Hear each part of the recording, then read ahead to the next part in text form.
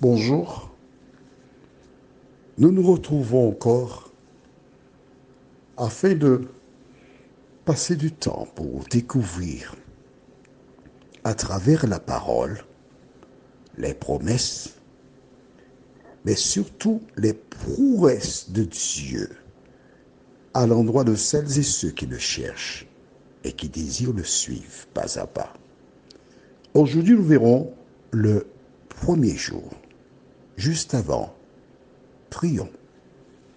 Notre Seigneur et notre Dieu, nous voici à nouveau en ta présence, déterminés à connaître la parole, mais surtout à l'appliquer dans nos vies.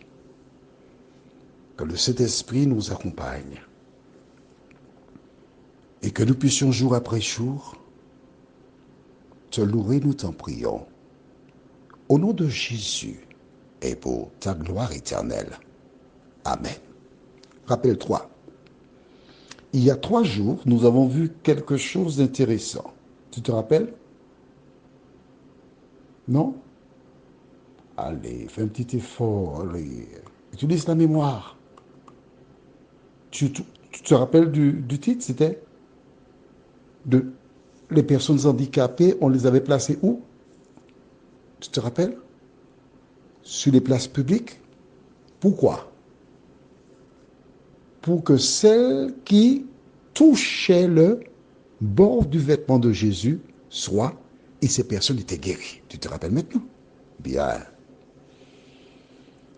Tu te rappelles que nous avons vu à plusieurs reprises que lorsque Jésus se déplaçait, des personnes parcouraient les villages pour dire Jésus arrive, et on apportait les malades, les estropiés, tous accouraient afin d'être guéris par Jésus. Tu te rappelles?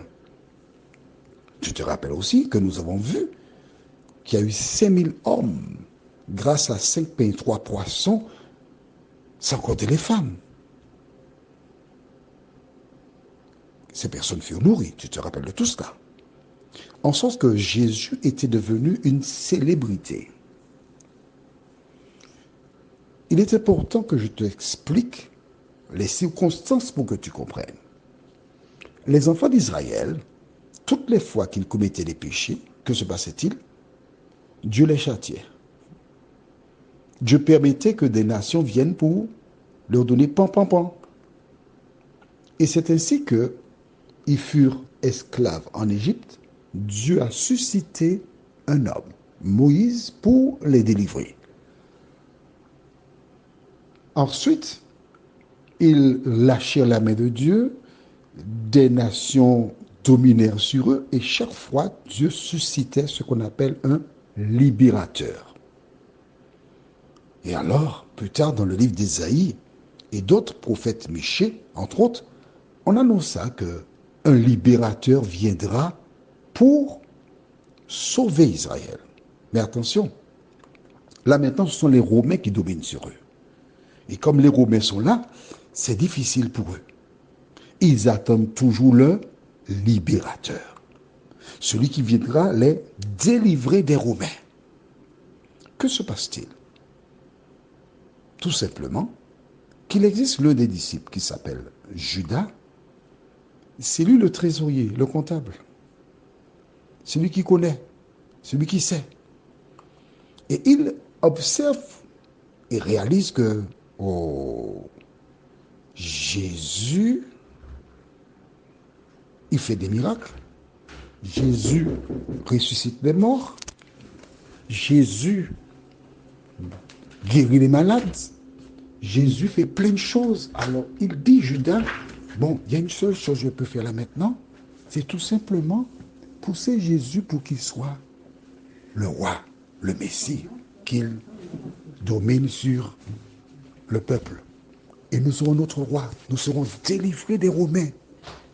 Alors qu'est-ce qu'il fait?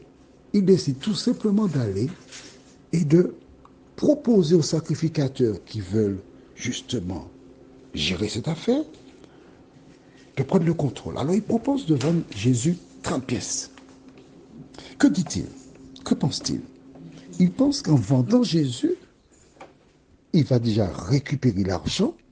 Et dans un second temps, Jésus sera roi et il sera une place d'honneur. Et voilà pourquoi il vend Jésus. Est-ce que tu as compris? Maintenant tu sais. Alors, Jésus est crucifié le vendredi. On appelle cela jusqu'à présent le vendredi saint. À 15 heures. Il est porté en terre avant le coucher du soleil. Pourquoi? Parce que Jésus est un juif. Et les juifs, ils observent quoi? Le sabbat. Le sabbat, c'est quel jour? Le 7e. Et ce jour-là, ils ne font aucune activité. Ils se reposent, se rendent à la synagogue, etc. Mais elles ont préparé, les femmes, c'est-à-dire la Sainte Vierge Marie, Marie et d'autres, des aromates, des parfums.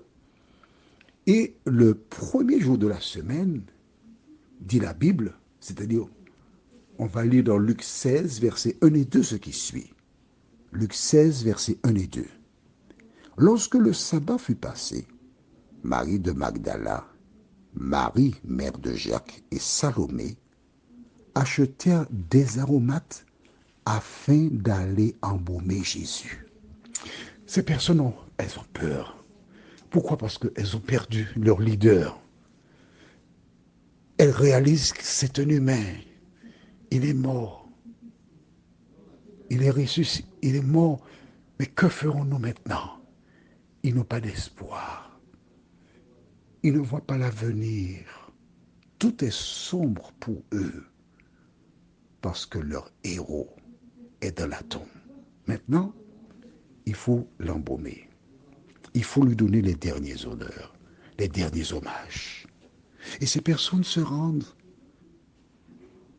au cimetière vers la tombe de Jésus.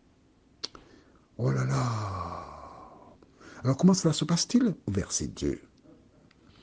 Le premier jour de la semaine, elles se rendirent au sépulcre de grand matin comme le soleil venait de se lever. Écoute bien.